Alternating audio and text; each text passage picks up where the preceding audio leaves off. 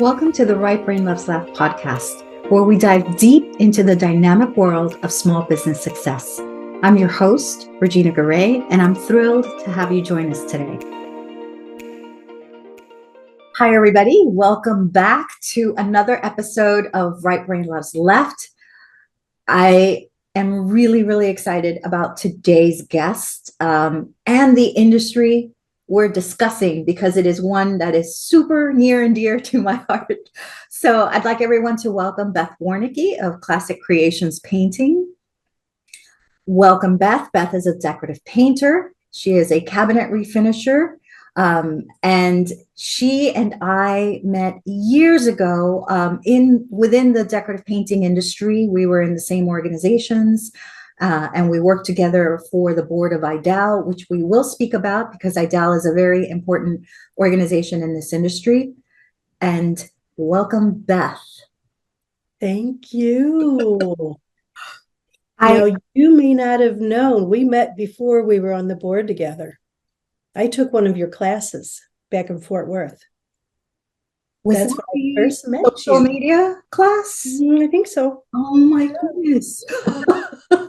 I was probably quiet back then, sitting in the back, because I wasn't on the board yet and was very shy. You know, and I was shy too. I remember that when that was in Texas. That was the first time I taught for IDAL, I believe. I think so. Yeah. It was very exciting. And I loved meeting all the decorative painters. I love their conventions. They have yearly conventions, you know, so, well, thank you for sharing that with me. Yeah. So that was a long time ago. A long time ago. I want to say it was mid 2000s is where, or a little later. I think 9, 10-ish. Yeah, 2009, 2000. A little bit later. Yeah. So, all right. Well, today we're going to be talking about the decorative painting industry. If those of you who are watching or listening, I started my career as a decorative painter my career in this lifestyle industry and creative small business industry as a decorative painter. And it's something that I still love. I still consider myself an artist, even though I don't create every day. And I had the business with my brother, and now he owns his own decorative painting business. So it really is something that I will forever be involved with, just because I believe it so strongly. And to have Beth here as my first guest in the decorative painting industry is really amazing for me, because Beth, you have like the biggest heart. You are so talented, and you just have a great network of people. And you're also been such a good mentor to so many. And so I'm really happy to have you on board. Thank you. Thank you. Thank you. The network of people is you couldn't say it better. Thank you. It is a family. It is a family. So, all right. So we're going to get started. Now, Beth, I know for a fact that you started in accounting as an accountant. I did very pretty close at one time. So tell me how that journey started, that you went from accounting into decorative painting. Okay. So I'm going to use your business name. I am not only right-brained with my arts and all of that, I am very left-brained as well. I guess I'm very fortunate. So I chose the accounting career. I loved it. Loved numbers. I loved getting down to the penny. I loved the organization of it. When we decided to start a family, I made the big decision, and we were very fortunate and blessed that I could. I stayed home with the kids. And I still continued to use the accounting degree. I volunteered as the PTO treasurer. I sat on the school board. I ran fundraisers. I did all of that organization. But in the background, I was still working with my home. And internet hadn't come out yet. So to escape 5 children, which you have to, I would go on self-dates to bookstores, and I would sit there and read until they'd kick me out and I had to go home. And I would read home decorating books, plastering books, painting books, and I would come home and just try it all over my home. I didn't realize that there was a business for it out there. As our children started to grow, though, I could not stay home anymore. I needed to start contributing. Our kids were getting close to college age, and it's like, okay, I need to go back to work. And I was very fortunate to find a job with another passion of mine, our sports industries. And I worked with our baseball team and our hockey team, but those were nighttime jobs. I could stay at home. My youngest was 3, stay at home with him, take him to schools, just let him have the home life that the other kids had.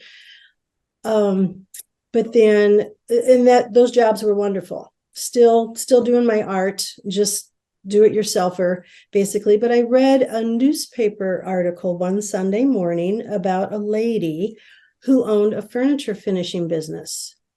And it just opened my eyes. It's like, oh, you can get paid to do that? And so I read the article, I researched, I found out where she lived. I think the article had who she had trained with. I contacted that lady. She was local. I took a painting class from her, which I loved. I was still on the fence and said, can I really make money from this? I'm not sure. And then I took another painting class, and there was another student there who was a member of IDAL, International Decorative Artisans League. And we'll get to that later. But I went to a convention. I found out it's like, oh, you can go to one place and take 30 different painting classes. So I learned furniture finishes, cabinet finishes, wall finishes. And I went to check it out, see what it was like, and just fell in love. And I thought, this is my home. I still love my little accounting home. I love the organization part, but my passion was more art.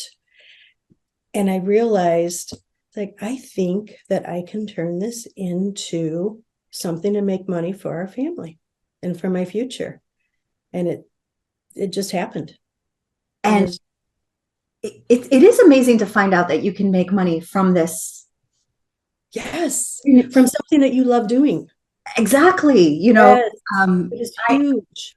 I agree with you. You kind of find out about decorative painting completely out of left field. I walked into a bookstore and saw a book by David Carter, and he was just showing the finishes he did, and I'm like, oh! How do you do that? How do you do this? Yeah, I literally carried that book with me everywhere for like the next year, telling people this is what I want to do. And having to show them the book because people were like, what is that? Decorative. So, all right. So my big book was a book by Gary Lord in How to Plaster. Oh. And so, I started buying all of his books. Oh yeah, he had amazing books. Yes. So if you can find them, they're great guides.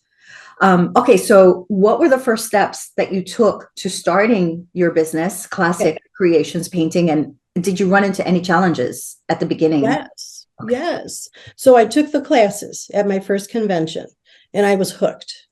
And so I started researching, again, still reading a ton. Internet wasn't huge back then. You could search the search engines, though all of the information hadn't been uploaded yet. So I'm still reading my books. I had joined IDAL by then, and St. Louis is very fortunate to have a regional chapter of all of the artisans, and we have monthly meetings. So I started going to the monthly meetings and just listening. Again, I was so shy back then. I wouldn't talk to anyone, and I would just listen. And during our meetings, we will teach each other different skill shares. I sat down and researched what I needed to start a business, filled out all of the paperwork for licensing in Illinois. Learned through IDAL that liability insurance is huge. What happens if I spill a gallon of plaster or paint on someone's carpet? Yeah. That was huge. So my left brain was still working. I was doing all of the analytical stuff. I put everything in motion. I followed the steps. I check marked off everything. I made more samples. I went and got more tools. And then I decided I'm going to hang my little shingle out. And I also did, I had a what do you call that? I had my website, my first website designed. Mhm. I had a little trademark, my logo, had that all decided how I wanted to appear to people. And then I went to hang my little shingle out and I just sat down. I was so excited. And the biggest obstacle was, well, where do I get clients from? Just it's like, okay, they didn't tell me about this part. So that was the biggest obstacle in starting, though. I didn't need a lot of startup. A lot of times you have to do a business plan and with small businesses and get loans from the banks. I used my secondary income from sports to help with all of that. That helped. So Yeah. It wasn't slowly a the lot to word got start. out. Mhm. Hmm? It wasn't a lot of money to start. You, No, yeah. no, it's not. You build your tool supply as you go. Yeah. And in your training, you do as much as you can. Um, But my clients started out as a word of mouth and friends and family, and just little by little grew from there. And there's different ways to make it grow even more. yeah. And I love the family and friends because my very first client was my aunt, and I painted her guest bathroom, you know, and that's quite a project to start with because a guest bathroom is a small enclosed. Yes. So might not have been the best room to start learning on, but maybe it was. We learn as we go. You We think learn the as we smaller the better, not necessarily. So, speaking about training, because you had mentioned that, how important is formal training and continuing education in this industry? I find it incredibly important. I don't think you can do it without. Our industry, the design industry and home design, decorative industry, it is continually changing. It's Things are trending, things are going away. When I started, old world finishing was huge. And you would put 7 layers of plaster on walls, and you would make your cabinets dark and full of glaze. And it was a beautiful look back then, but things, they just evolve. And if you don't continually train, you're not going to see the latest come out. The products have changed immensely since from when I started. You go to training, you learn of new products. In the cabinet industry alone, 3 years ago, half of the industrial coatings we use on cabinets now weren't even there. They weren't an option. And those just get better and better and better. So you've got to constantly keep your eye on what's happening, what's trending. I take wonderful classes, not only through IDAL, but there are private instructors, and some of them really keep on top of what the designers are wanting. If you're not producing what the designers and the homeowners are seeing in magazines and what they're wanting, your business might slow down a bit. might suffer for it. Yeah. And so, I also want to touch upon, because you also said cabinet refinishing, is what, for those who are listening and watching, and you're intrigued about decorative painting, what actually decorative painting is and what cabinet refinishing is. True. So, yeah. So, decorative painting involves glazing and murals and artistry on the walls. It could be plaster, it could be paint, decorative plaster, also Venetian plaster. It's kind of like a catch-all, right? Am I missing anything in that? It is. Decorative artistry, you think of walls, ceilings, you think of beautiful canvas art, you think of murals, Floors. floors, people imitating marble, wood graining. Yes. Yes, that's all decorative artistry. And then furniture finishing. Furniture finishing can be in a whole separate category than refinishing cabinets. You can get such beautiful layers of different things you can do with furniture that you can't do on kitchen cabinets or bathroom vanities.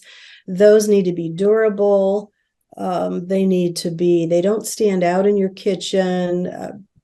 It is a different world, but somehow I have been lucky enough to combine the two. Yeah. And work on my skill set for both of them. And it helps when one side is slow, like wall finishes. Most of this is based on discretionary income. If they're not doing wall finishes, well, chances are people are going to be refinishing their cabinets instead of putting new ones in. And that's how I jumped into that niche. And it's, I love how you said, you can pick and choose because, decorative painters have the ability to, if you just want to paint murals, Mhm. that's what you do. You can paint interior and exterior murals. Yes. Want to Yes. concentrate on plasters, or you want to add cabinet refinishing or furniture, you can kind of pick and choose the artistry. Yes. And if someone comes up to me and wants a mural, that is not my forte. That makes me nervous. I've made myself take classes in it. I've forced myself to do it, but it still makes me too nervous. But I have so many people I can refer them to. And that's the beauty of our tight little family of decorative artisans too. Ain't it the truth? Because it's a good network. And even with muralists, when we worked, we did do murals, but there were some murals where I thought, this type of mural requires, this artist that I know, because that's their strength, or they, I remember one time we were asked to do an exterior mural on a hotel that was 20 stories high. So that was not,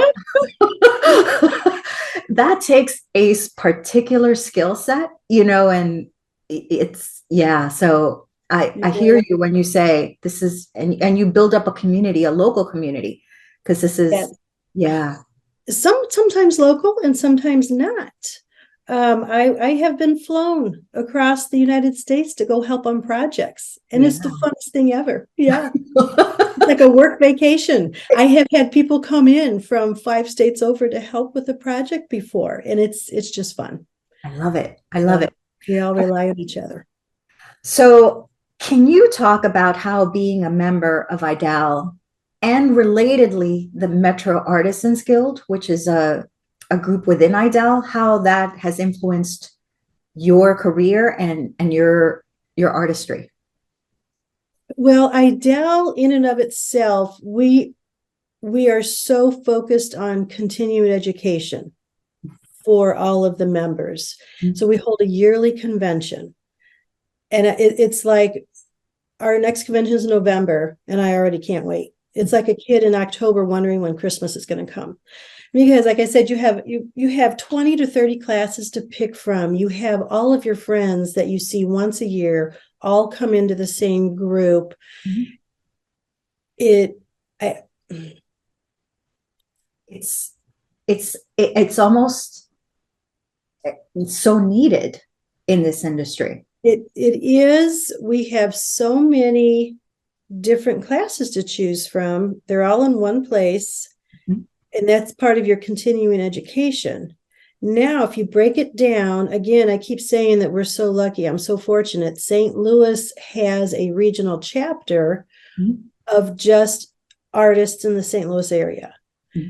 We have our monthly meetings. We skill share with each other. We teach each other something that we might have learned at convention. We show off things, new products and new techniques that are available. But the most important part is we borrow each other. I am just me.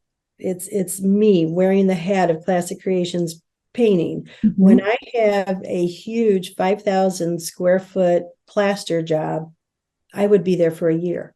Mm-hmm. So I can call up 4 or 5 of our chapter members and it's like, hey, can we block out time? Can we all work on this job together? We do that back and forth with each other. Or since the pandemic, we've had products to be discontinued. They can't source the ingredients for them. I'll send an email out. I need half a gallon of such and such palette deco. Does anyone have it? And I'm bebopping over to someone's studio to pick it up. That is invaluable. I love that. Projects, yes. And we are very fortunate. There aren't regional chapters everywhere, but it's still a family. And we still, through the magic of social media, emails, we problem solve for each other, which is wonderful. And I love the idea of community because there was many years where because it's such a local based business, and yes, we can pull but most of Mhm. our work is within our, 3, 4, Yeah. 5 hours from where we are. Yes. He, when I started, it was like, oh, competition is not good, don't speak to the others. And once I kind of got over that and I was like, hi, I'm Regina. What are you doing? What is that? Mhm. Is there anything I can help with? It, it just changed my business. It changed it overnight. It doubled it, Yes. because, you start talking about tools and resources and how you deal with challenges and can you come help me? Can I come help you? And having that community and having what you have with the Metro Artisans Guild is really unique and wonderful and within this. We are very fortunate. Yeah. Yeah. And there's so much business out there. It's very rare that we ever bid against each other. I've had that happen once in my lifetime. And I felt so bad. I posted pictures of the job and she goes, oh, so and so, another MAG member, I'm so glad you got that job. And I felt awful. It's like, Oh, oh, sorry. and that has happened once, and that was it. Yeah, because this is a lot of work. It is discretionary income, but there's a lot of work. People want to personalize their homes, Yeah. so Yeah. okay, so let's switch into people who want to personalize their homes. So working with clients, how do you manage client expectations? Because it is such a personalized art It within that, is. and ensure that their vision comes to life. Um, there are different scenarios with that. Sometimes the designer, the client they look through my samples and they just say, I want that one. Well, that's so easy to do. You execute it, you make it exactly like your sample, give or take 10-15%. Sometimes colors are not exactly on. You have to explain that Mhm. to them sometimes. And then once in a while, you will go into a home and you are creating art on the walls through their eyes, through what they want. And you have to stay on top of it. You will do a layer and say, okay, Richard, I need you to come look at that. Is this blue enough? Because they might approve a sample. It's like getting a haircut. You know what is in your mind, you know what you want, and you're trying to explain it to your stylist. They may not be hearing it the same way you're thinking it in your mind. So it is a constant, you stay in constant contact. You're in their home for one thing. Mhm. So you're having them come look. Sometimes we don't want them constantly looking, but at other times it's imperative because we want that final piece of artwork on their walls to be the dream that was in their minds. And that's our final goal. And you just have to be authentic and real and just say, come take a look at this. What do you think? Same with designers. Designers might have something in their heads and you just stay on top of it. Mhm. And make sure you know that you have to be flexible. You are creating a space for them, not for you. And you want them to be so happy when they walk into that room. And it's so gratifying when they do, It is. yeah, Yes, it is. because we get to know those clients deeply. Oh, We're in their homes, we see them several times before we start the work. yes. Yeah. Yeah. I have a whole file of all of my clients' pets, their dogs and their cats, because they become your instant helpers, whether you like it or not. They greet you every day at that door. I did one finish where the lady had two German shepherds, two little dogs. It was hilarious. And I'm doing a wax finish on their walls. Oh my. And they came in and I said, Sandy, don't worry, but Max's hair is going to be here forever. He will always be with you. They're right there. So they do. They are part of your little family for the amount of time that you're there with. And you do. I check in with them. They check in with me. It's very sweet. Yeah, you stay in contact with some clients You for, do. yeah, Yeah. it's, and Yeah. because they also vibe with you, they might, they feel a certain connection to you in that first consult, and they're like, I can bring in this person into my home. They understand what I'm looking for. Well, Yeah. and that's important too. You have to make that connection. You have to let them know that you are there to make them happy and Yep. to make it beautiful. So, Love it. yeah. All right. So now we've talked artistry. How do you balance that against the other small business challenges or small business duties, so to speak, like Mhm. marketing and finance? Mhm. Um, I try to do it all myself, which is not always recommended.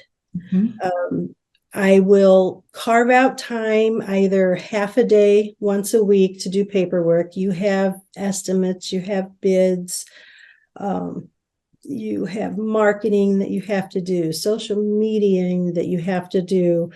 I try to wear all of the hats, and it's difficult. Sometimes I am sitting up. I always call Jay Leno. I know he's not on anymore, but it's like it's my Jay Leno hour. I'm sitting there writing up and typing up estimates before I go to bed. I have learned over the years that in a typical job, you work 8 to 5. You can't do that in this job. You have Yep. got to cut back on your hours. I don't work 8 hours a day. I work 5 to 6. Your body is just giving out depending on what you're doing. But Mhm. then you have to come home, you have to wash your tools, and you come home exhausted, and you still have to be a human being. You have to make dinner. You have to play with your pets. When my kids were younger, you had to check in with them and make sure how their day was going. So it's all a matter of time balance. You Yep. don't work too much. Hopefully you carve out some time during the week, during the normal work day, Mhm. to do the finances and to do the paperwork and the marketing. And sometimes you are squeaking it in at 8 o'clock at night. It is the truth, Yeah. and it is a physically demanding job and it's good to not work the 8 hours because let's say you're working on a ceiling, you're looking up and you're at that angle, kind of looking up. It's Mm, not good to sustain that, no. for hours on end. So it's very good though that know 5 to 6 hours is good physically, Yes. for this. Because if somebody in an office is sitting in a chair, like let's say me, I'm sitting in a chair, it's not as physically demanding as climbing scaffolds, climbing ladders, laying down tape, prepping a room, doing a ceiling. So I love that you use that time wisely and put in, even though it's at night, you put in time to do all the different things. You, Um, you try as best as you can. You yep. may still be spraying cabinets on a Sunday afternoon if you're running behind schedule. It happens. It just happens. And then you just have to say, I'm blessed with work and leave it at that. Yep. It's Could an be the adaptive. opposite. Yep. It's an Yeah. adaptive one.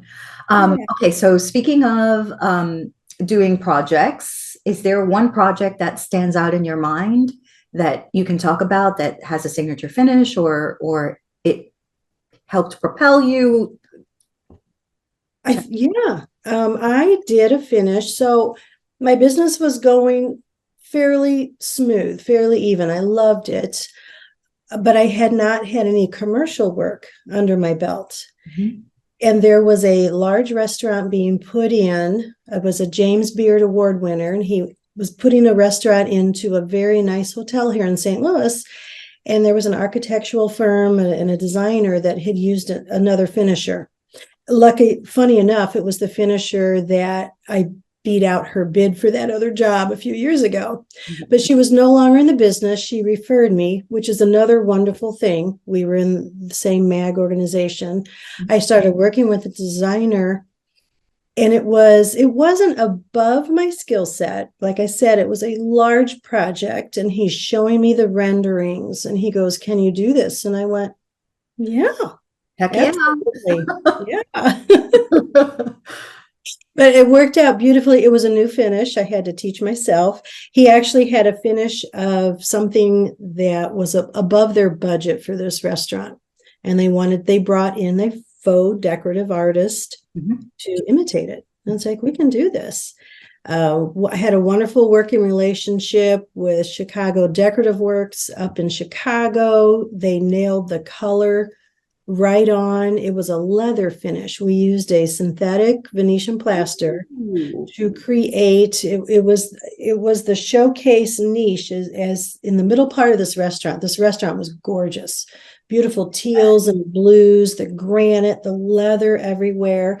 And they wanted a blue leather wall.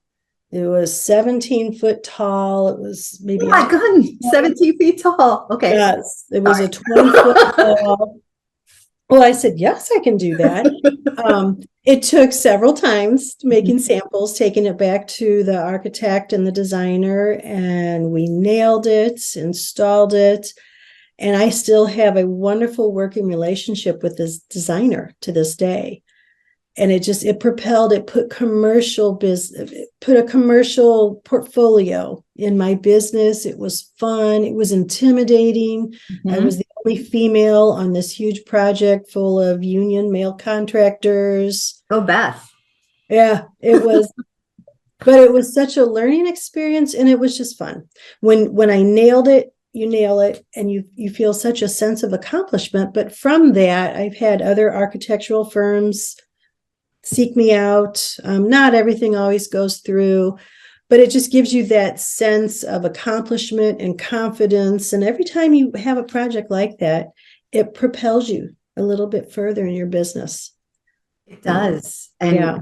And I saw images of that project that you're speaking of, because that brings, I've seen that project. Yes. Beautiful. I love it. Beautiful. I love it.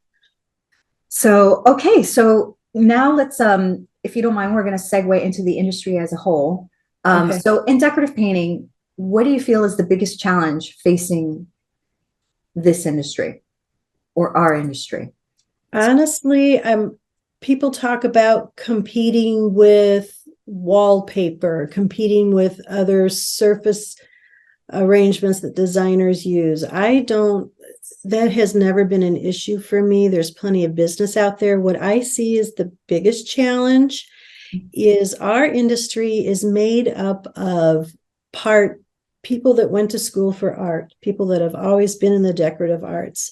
I believe half of our industry, though, are people like me. It's a second career for a lot of people. They leave the corporate world. They leave being a stay-at-home parent. They trained, they start doing it.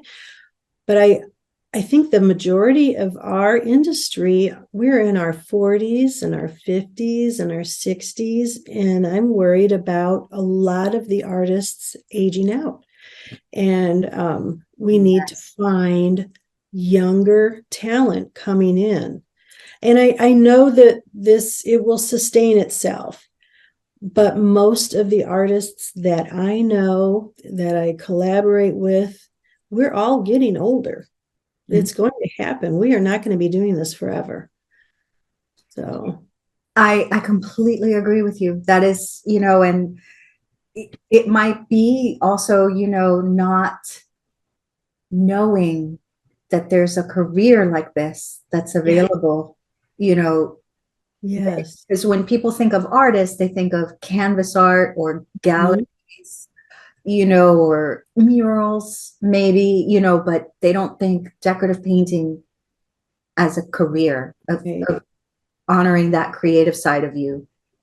And there have been melting pots, there's been conversations on how do we reach the younger generations to let them know that not only is this a viable career, you can use your passion, and it's a very highly, highly successful career. Yeah, because most everybody I know is booked. Yes. Months, yes. if not, up to a year in advance. But how do you reach these 20-something-year-olds? Do we contact them? Do we try to get in front of them in high school? As college isn't for everyone. Do we try to find those people that would love to try this? Do we find them in design school, in art school, in the colleges, to say it doesn't have to just be canvas art? You can make your beautiful art on walls. Yeah. And so if you had to, let's say, give advice to someone starting in this industry, what advice would you give a young person who's stepping into decorative painting? Find yourself a mentor. There are so many of us out there in the IDAL organization that have been doing this. There are so many people that have been doing it much, much longer than I have. Find yourself a mentor. Don't be afraid to reach out and ask questions. Train, take all of the classes that you can afford to take.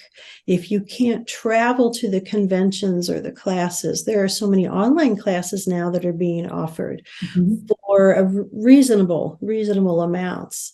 But train. Look at the fashion industry, the home deck magazines. That's what the designers are putting in. That's what they want. Yep. I love that. I love that. And then also thinking about, the flip side of that, because we talked about how it's not a lot of startup costs, but there is two very important aspects of it where you need to get insurance for coverage and licensing. So how do you go about that for your business? Well, the licensing is not cost prohibitive. You open up a business, you just make sure that you're following all of the local rules for your locality and for your state. The insurance, again, I don't want to keep plugging IDAL, but it has just been a wealth of unbelievable information, help, and support. We have one of the lowest cost liability insurance that I've ever heard of. I'm in many platforms with other contracting companies, cabinet painting companies, decorative artists, and our insurance is so darn affordable. It's true. It's and it's needed because yes, you never know. I know. You walk in with a gallon. I've had in my studio, luckily not in a client's home, but you pick up a gallon of paint and it's a faulty gallon and the handle comes off, the paint bucket spills, it just goes everywhere. Things happen.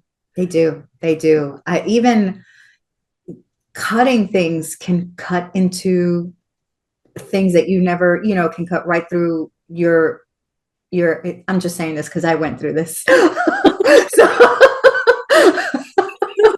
I had a team member who was cutting things on the floor and we thought we had prepped things, and in retrospect, have them cut on a separate table, but it cut through the finish of the floor. So we needed to replace it.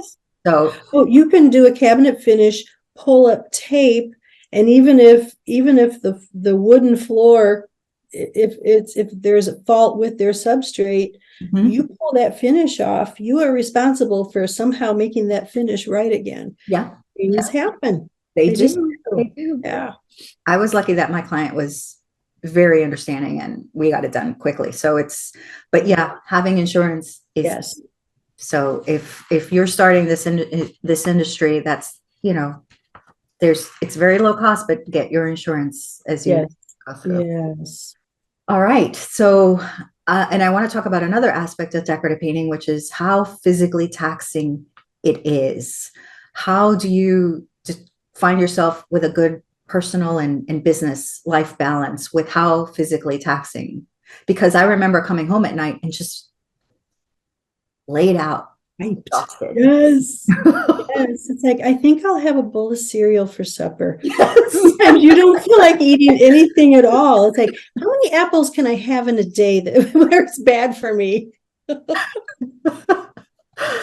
I'll say that I have a beautiful relationship between a large garden tub that I put in my bathroom and a continual supply of Epsom salts from Amazon.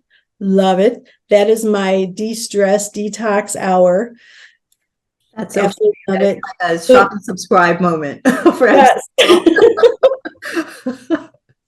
But you have to, it's all common sense. You have to take care of yourself too. Don't let the job run you over. Make sure that you're eating. Make sure you have snacks. I mentioned the 8 to 5 and trying to get more painting in by skipping a lunch or a break. Don't do that. You need fuel. Stretching is wonderful. Stretching is wonderful. And now I can preach this till the cows come home and I know all this information. Do I do it all the time? No, you just don't. You get up, you hit the ground running, and at the end of the day, you're going, oh, I forgot yoga, or I forgot to stretch. But you take care of yourself physically. That's common sense. But then also don't overwork it. Don't do, if you have to do an over-hour day, if you have to put in more work, that's fine. Don't do it constantly. You've got to come home and take care of yourself. You need time for your family. You need time to do the activities that you like, that calm and distress you. Ain't that the truth? Yeah. That's the perfect. I'm telling you, I love Epsom salt. Whoever invented that stuff is just, it's the knees bees. As what do you love most about your career? As Oh my gosh, that's a hard one. I love the pretties. I love looking at, I can just sit and look at my samples and go, oh, these are so pretty. I love training because I get to see my friends and I get to learn new techniques. But I love my clients. I love the interaction. What do I love most about it, though? I think it comes with the satisfaction of making someone else happy. It was always very important to me to make my home just kind of warm and welcoming as people walk in. And when I know I'm doing that for someone else, it makes me happy on the inside. It just does. There's too much to love about it. for all those who are listening and watching, didn't I tell you she had a great heart? Oh, no. So, okay, so looking ahead, what do you have planned for classic creations painting? What's on the horizon for you? I'll say I still see myself climbing scaffolding and ladders for at least another 5, maybe 10 years. I don't know. There comes a time where your body and your family are going to tell you enough is enough. You're done. But when you're an artist, there is no such thing as retiring because you will always have that need to create.